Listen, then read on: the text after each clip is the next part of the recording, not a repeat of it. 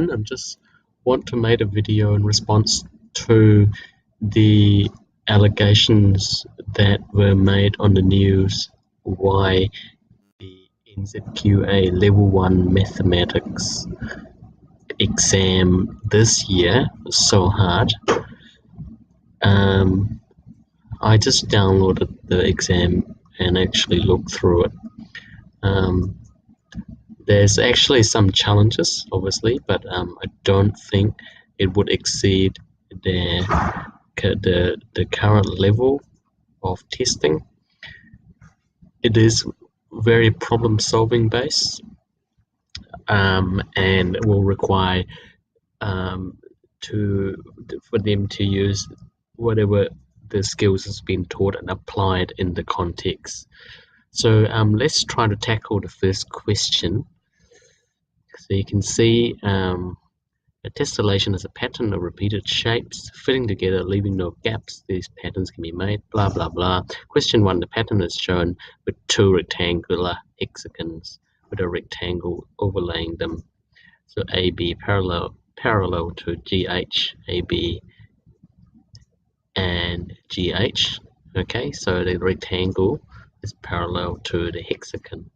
So calculate the size of X, which is the angle CIJ.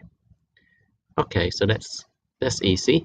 So what can you see? I've got a workspace right here. So let's see what we can draw. So we draw the same diagram. Okay, so that something like that, and then you have a hexagon this way, and then another hexagon this way, and then as you can see, I'll just change, make it a little thicker, and I can change the brush color as well, just to make sure it's obvious there. So that angle there, they want you to calculate that. So what do we know from here? So we know that that one is parallel to that one, and that's parallel to that one. So that's a little symbol for that, parallel. And what do we know about the hexagon? Well, the hexagon has got 1, 2, 3, 4, 5, 6. This basically has 6 angles that are part of the same circle. Okay, so you can actually draw that.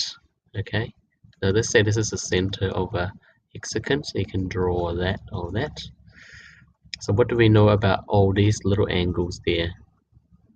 So they must be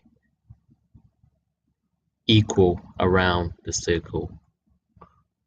Okay, so the circle is what, 360 degrees. So you can say that this angle right here, so let's call that y, an angle y. So angle y is 360 divided by 6, so that's equal to 60 degrees. Okay, so if that's 60 degrees, then these two must be 60 degrees as well. So these two must be 120 degrees.